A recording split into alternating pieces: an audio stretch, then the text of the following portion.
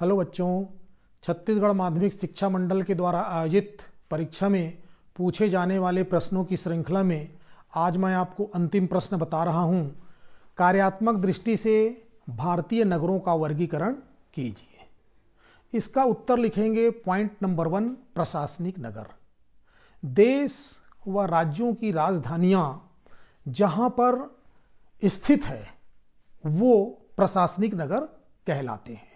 जैसे भारत की राजधानी नई दिल्ली है, तो नई दिल्ली में देश का विभिन्न प्रकार का कार्यालय वहाँ पर स्थित है। और भारत के जितने भी राज्य हैं, इन राज्यों में राजधानियाँ भी है। जैसे छत्तीसगढ़ की राजधानी नवा रायपुर, मध्य प्रदेश की राजधानी भोपाल, उत्तर प्रदेश की राजधानी लखनऊ, बिहार की राजधानी पटना। तो ये सब क्या है? प्रशासनिक नगर कहलाते हैं। इसके बाद है दूसरा, धार्मिक और सांस्कृतिक नगर। भूगोल में सांस्कृतिक नगर को तीर्थ स्थलों वाला नगर माना जाता है। भारत में 2000 वर्ष पूर्व से ऐतिहासिक और धार्मिक और सांस्कृतिक नगर स्थापित हैं। इसमें सबसे महत्वपूर्ण भारत में वाराणसी शहर है। उसका अपना एक अलग ऐतिहासिक महत्व है। उसको हिंदू धर्म में भगवान शंकर के त्रिशूल में बसा हुआ शहर भी कहते हैं। वो बहुत महत्वपूर्ण शहर माना जाता है। इसी प्रकार कोलकाता है। कोलकाता को सांस्कृतिक नगर कहते हैं। कोलकाता की भी अपनी विशेषता है। पश्चिम बंगाल की तो राजधानी है ही वो, लेकिन उसके पहले ब्रिटिशर उसको हिंदुस्तान की राजधानी बनाए थे। तो ये भी बहुत महत्वपूर्ण शहर है। और धार्मिक शहरों में अयोध्या है, ऋषिकेश, अमृतसर, हरिद्वार, वृंदावन, जगन्नाथपुरी, ये सब क्या है? धार्मिक और सांस्कृतिक नगरों की श्रेणी में ये आते हैं। नंबर तीसरा है परिवहन नगर। ये भी अलग अलग प्रकार के परिवहन नगर हैं। जैसे देश के अंदर ही अंदर कहीं कोई बहुत विशाल नदियाँ बहती है, बड़ी नदियाँ, तो उन नदियों के किनारे किनारे कुछ शहर बस जाते हैं। तो जैसे ये शहर जो बसते हैं, इसमें कालीकट है, चेन्नई है, विशाखापट्टनम है। ये तो कुछ आंतरिक जल मार्ग के पास बसा हुआ है। लेकिन इससे हटकर कुछ और भी शहर होते हैं जो ऐसे नदियों के किनारे किनारे बस जाते हैं। आगरा, इटारसी, कटनी, धुलिया, ये एक ऐसे शहर हैं कि यहाँ पर परिवहन के मार्ग बहुत तेजी से आगे बढ़े हैं। तो ये सब क्या है? परिवहन नगर कहलाते हैं। उसके बाद है पर्यटन नगर। पर्यटन कहने से आपके मन में एक खिलखिलाते हुए ऐसी सवारी के लिए आप तैयार हो जाते हैं कि चलो घूमते हैं और तन और मन से तंदुरुस्त हो जाते हैं, स्वाभाविक रूप से, क्योंकि पर्यटन के माध्यम से एक स्वास्थ्यवर्धक जलवायु मिलता है और वास्तविक जो प्रकृति का नज़ारा है, वो प्रकृति का नज़ारा भी देखने को मिलता है।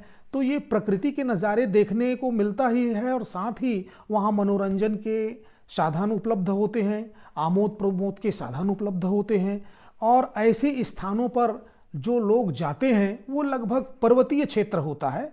और पर्वतीय क्षेत्रों में जैसे सिक्किम है, गंगटोक उसकी राजधानी, आप कश्मीर जाएंगे तो कश्मीर में वहाँ पे आप सोनमर्ग और गुलमर्ग को देखते हैं, नैनीताल है, शिमला है। ये सब क्या है? यहाँ पर स्वास्थ्यवर्धक जलवायु भी है और ये पर्यटन के लिए प्रसिद्ध जगह भी है। गोवा समुद्र किनारे है, तो यहाँ पर इसका एक अलग आनंद है और ये इस प्रकार के पर्यटन नगर ये सब कहलाते हैं। इसके बाद है शैक्षिक नगर। शैक्षिक नगर मतलब शिक्षा के माध्यम से, शिक्षा के कारण उन नगरों का बहुत तेजी से विकास हुआ। जैसे पिलानी सिर्फ शिक्षा के कारण जो है विकसित हुआ है। नालंदा, वाराणसी, प्रयाग, ये सब, अलीगढ़ है, अयोध्या है, ये सब जो है शिक्षा के कारण जो है आगे बढ़े हैं और इनका अपना एक नाम है। उसके बाद है खनन नगर। खनन नगर क्या है? जहां पर खनिज संपदा निकाली जाती है। तो इन खनिज संपदा के कारण शहरों का विकास हो गया। जैसे रानीगंज है, झेरिया है, डिगबोई है, बेल्लारी है। ये नगर जो हैं, ये खनिज संपदा मिलने के कारण यहाँ पर इनका विकास हुआ। इसके बाद आप लिखेंगे व्यापारिक नगर।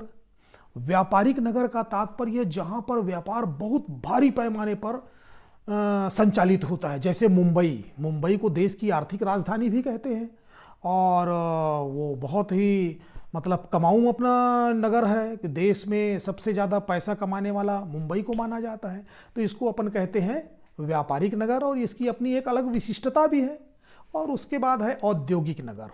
औद्योगिक नगर जैसे अपना पड़ोसी शहर है भिलाई, भिलाई में इस्पात संयंत्र है, इस्पात संयंत्र के कारण भिलाई का अपना एक अलग विकास हुआ। बोकारो है, जमशेदपुर है, टाटा है, राउरकेला है और गाजियाबाद, फरीदाबाद, ये सब जो नगर का विकास हुआ ये खनिज के कारण तो हुआ ही हुआ, लेकिन ये इनका अपना एक औद्योगिक जो स्थापना इनका किए तो औद्योगिक शहर के रूप में ये बहुत ज़्यादा विकसित होने लगा।